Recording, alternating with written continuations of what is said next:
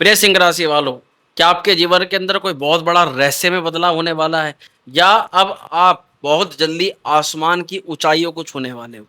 ये बात इसलिए कही जा रही है क्योंकि ये दोनों चीजें करवा देने वाला ग्रह यानी कि राहु देवता का परिवर्तन हो रहा है। इस पूरे वर्ष का सबसे बड़े ग्रहों में ये अंतिम परिवर्तन है, सबसे खास है और सबसे रहस्यमय है। और इसका जो प्रभाव पड़ेगा ना, मैं कहूँ तो आपके जीवन के ऐसे क्षेत्र पर पड़ेगा कि आप रुक जाओगे, इस पूरी वीडियो को बिना सुने आप नहीं निकलोगे।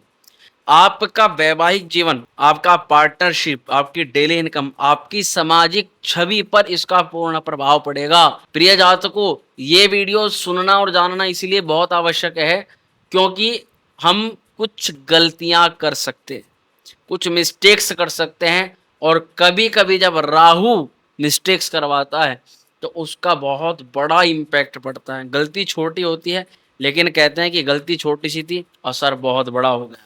पर वही राहु, अब आप समझ लीजिएगा, यही वो राहु देवता होते हैं, यही राहु ग्रह होते हैं जो रंक से राजा बनाते हैं, जीरो से हीरो बनाते हैं, बैठे बिठाए व्यक्ति को बिना कारण फेमस करवा देते हैं। और उसके बाद उसको जो भर भर के अपॉर्चुनिटी मिलती है वो आप सभी जानते हो कि कैसे आजकल जो लोग किसी काबिलियत के लायक नहीं होते, उनके पास कोई चीज नहीं होती, एक राहु महाराज ही उसको कुछ ना कुछ ऐसा कारण बना देता है कि वो रातों रात फेमस हो जाए या अरबपति खरबपति बन जाए। तो क्या राहु हमारे लिए भी कोई ऐसा योग बना सकता है या फिर हमें राहु किसी बड़े संकट से पहले किसी प्रकार का इंडिकेशन दे सकता है?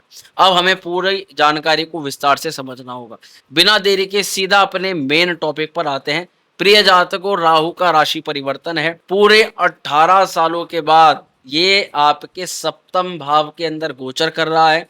राहु आने वाले 1.5 साल तक अब यही रहेगा और तब तक 1.5 साल तक ये आपके पार्टनरशिप को, वैवाहिक जीवन को, आपके व्यापार को, डेली इनकम को, आपकी छवि को, विदेशी गतिविधियों को, आपके समकक्ष सामने जो शत्रु हैं उन पर पूर्ण प्रभाव डालेगा। ये राहु का यहाँ पर क्या फुली इम्पैक्ट पड़ेगा, आइए इसको समझते हैं विस्तार से। ये कार्यक्रम आपको आपकी चंद्र राशि पर देखे तो अच्छा रहेगा, लेकिन लग्न और नाम राशि के अनुसार भी आप इस कार्यक्रम को देख सकते हो। अब प्रिय जातकों, कोई भी वीडियो, कोई भी कार्यक्रम आपकी लाखों करोड़ लोगों के लिए बनाया जाता है तो जाहिर सी बात है हर व्यक्ति पर वो सेम जैसा बताया जाता है सेम टू सेम वैसा तो घटित नहीं होगा। लेकिन कुछ लोगों पर ज्यादा, कुछ लोगों पर कम, कुछ ना कुछ चीजें उसमें जरूर मिलेंगी।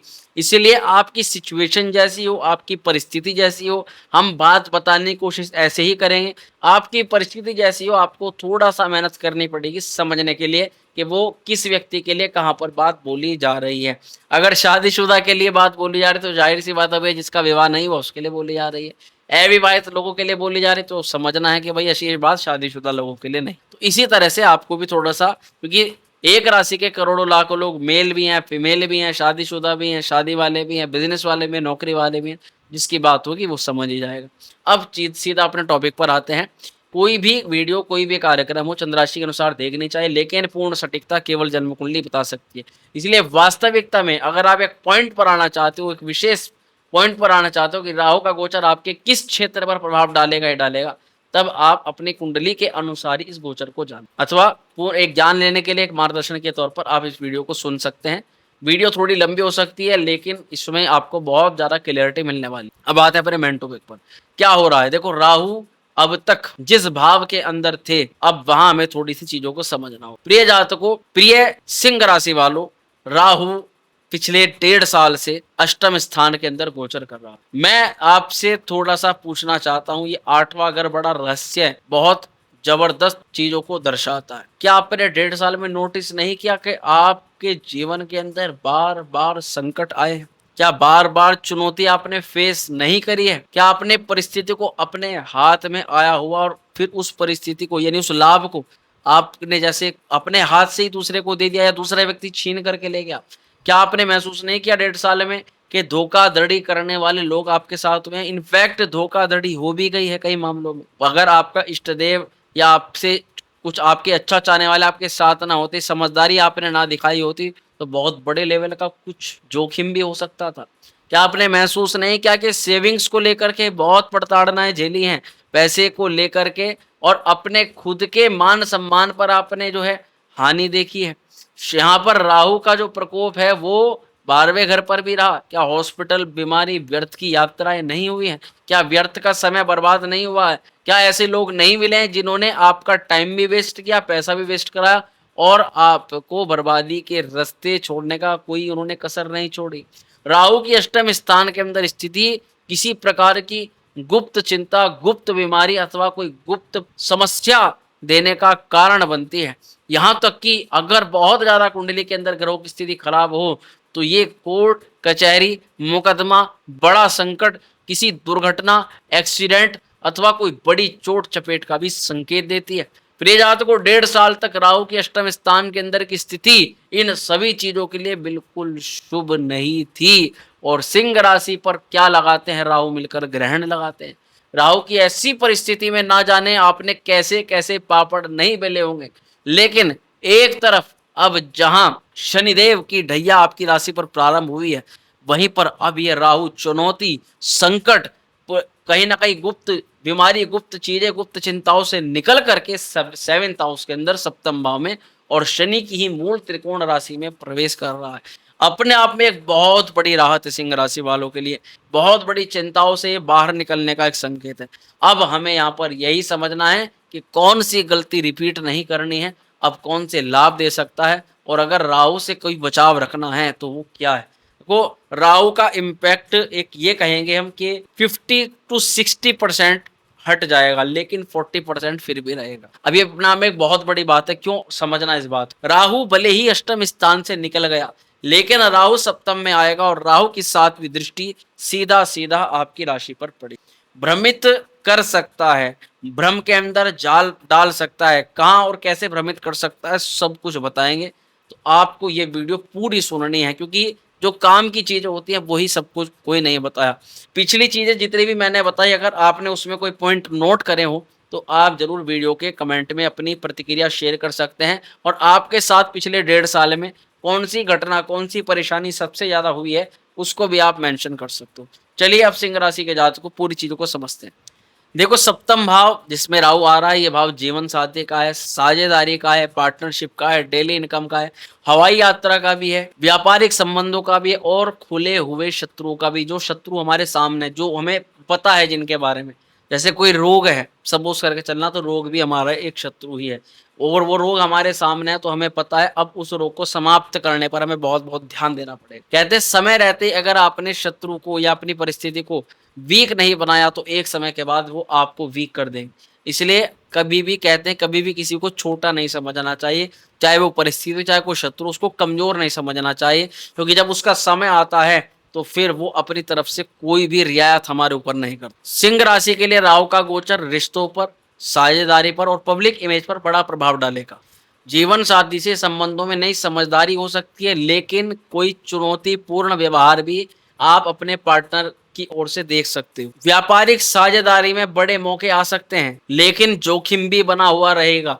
अगर आपने अपने पार्टनर की गतिविधियों पर पूरी नजर नहीं रखी और पारदर्शिता बना करके नहीं रखी, तब संभव है कि कुछ चिंताएं बढ़ें। और अगर आप किसी राजनीति या किसी पार्टी अथवा किसी भी समुदाय अथवा किसी लीडरशिप के रोल के अंदर काम कर रहे हो, तो कोई बड़ा मुद्दा इस समय जन्म ले सकता है, आपकी छवि को किसी बड़े प्लेटफॉर्म तक लेकर के जाने का और लोगों के समकक्ष आने का। कुल मिलाकर के समाज के अंदर आपकी छवि बड़े और विस्तारित पैमाने पर फैल सकती। अगर हम आपके करियर और बिजनेस पर पड़ने वाले प्रभाव के बारे में चर्चा करें, तो बिजनेस पार्टनरशिप के अंदर किसी नए अवसर की प्राप्ति मिलती हुई नजर आ रही है।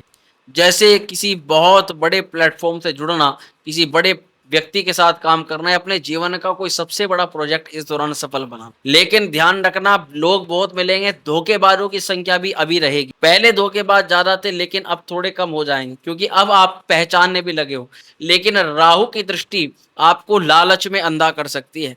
लालच में अंधा होने के बाद ही व्यक्ति सामने अच्छा या बुरा है उस पर फिर वो ज्यादा उस पर देख नहीं पाता। जो लोग legal field, consultancy, media, marketing, diplomacy से जुड़े हुए होते हैं, उन लोगों के लिए बड़े लाभ के संकेत दिखाई दे सकते हैं। जो लोग नौकरी पेशा हैं, वो लोग थोड़ा टीम वर्क पे ज़्यादा ध्यान दें और अपनी बाई साइड इनकम पर थोड़ा फोकस बनाने की कोशिश इस दौरान करना शुरू कर दें। ये राहु सप्तम भाव के अंदर आपको व्यापारिक मौकों के लिए बड़ा चतुर चालाक बना सकता है, और जो दूसरे लोग जिस प्रकार के प्रयोजन से धन कमा रहे हैं, आप भी उसको इस्तेमाल करके अच्छा खासा मुनाफा कमा सकते हैं। लेकिन आपको एक टिप देना चाहूंगा, अगर सब कुछ सही चल रहा है तो लालच के चक्कर में किसी दूसरा परिवर्तन, बड़ा परिवर्तन, अचानक जॉब छोड़ देना या फिर बिना जांच पड़ताल के बिजनेस की शुरुआत कर देने से पूरी तरह से बचाव रखें। अगर आप कोई भी पार्टनरशिप में डील करते हो, किसी भी व्यक्ति के साथ में जुड़ाव करके आप कोई काम करते हो, कहीं पर भी कोई पैसा देते हो, तो ये टाइम ऐसा है प्रिय जातकों, बिना डॉक्यूमेंटर एविडेंस के, बिना कानूनी कार्यवाही पता करे, बिना आपके पास में कोई रसीद या रिसिप्ट के आप कोई भी काम मत करिए। अब राहु के इस गोचर से फाइनेंशियल इंपैक्ट के बारे में हम जानेंगे। प्रिय सिंह राशि के जातकों, पार्टनरशिप के द्वारा ये तो संभव है कि आप बहुत अच्छा और तगड़ा मुनाफा प्राप्त कर सकते हो। विदेशी स्रोतों पर सबसे ज्यादा फोकस बनाने की आवश्यकता पड़ेगी, विदेश स्रोत से सबसे ज्यादा काम बन सकते हैं आप। लेकिन राहु इस दौरान शादी, आपके पार्टनर की हेल्थ या फिर पार्टनरशिप से जुड़े कुछ बड़े खर्च करवा सकता है। जब भी आप कोई नया और बड़ा इन्वेस्टमेंट करें तो उस दौरान आपको रिस्क एनालिसिस जरूर करना पड़ेगा। कुल मिलाकर के दूसरों के ना तो पैसे के भरोसे बैठना है, ना ही दूसरे की परिस्थिति के भरोसे बैठना है। दूसरा व्यक्ति कोई कुछ भी कहे, आपको अपने कंधे पर ही, आप समझ सकते हैं, चीज को चलाना है। प्रिय जातकों, अगर हम इसके हेल्थ इंपैक्ट की बात करें तो ये मानसिक तनाव थोड़ा सा जरूर देगा, क्योंकि राहु की दृष्टि आपकी राशि पर रहेगी। कंफ्यूज रहोगे, भ्रमित रहोगे, कोई भी काम कंफ्यूजन के साथ नहीं करना है, बात ध्यान रखिएगा।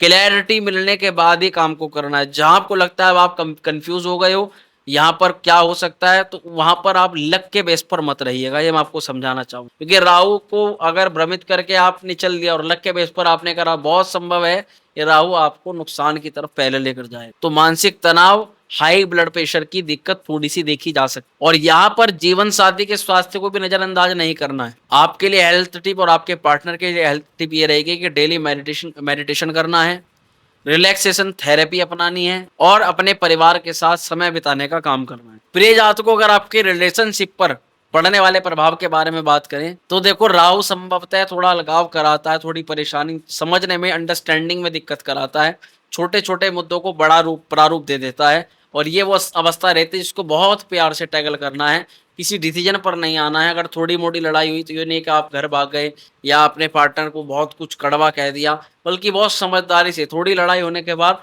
आपको पहल करनी है, आपको थोड़ा समझाने के चलो आगे से हम सही रहेंगे, आगे से ऐसा नहीं करेंगे, यानी संवाद परस्पर करके चलना पड़ेगा। ये राहु का गोचर चला जाएगा, इसका प्रभाव भी चला जाएगा, उसके बाद आपके वैवाहिक जीवन में क्लियरिटी आ जाएगी।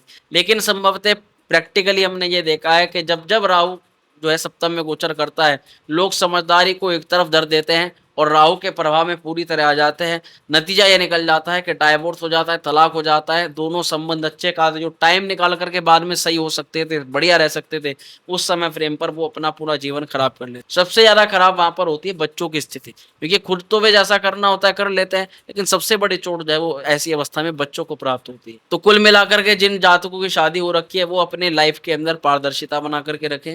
अविवाहित जातकों के लिए विवाह के लिए किसी अच्छे और नए प्रस्ताव आ सकते हैं, लेकिन जब भी शादी की बात हो, जब भी विवाह की कहीं बात हो, प्रिय जातक राहु सप्तम में है, बड़ा सोच विचार करके डिसीजन लीजिएगा।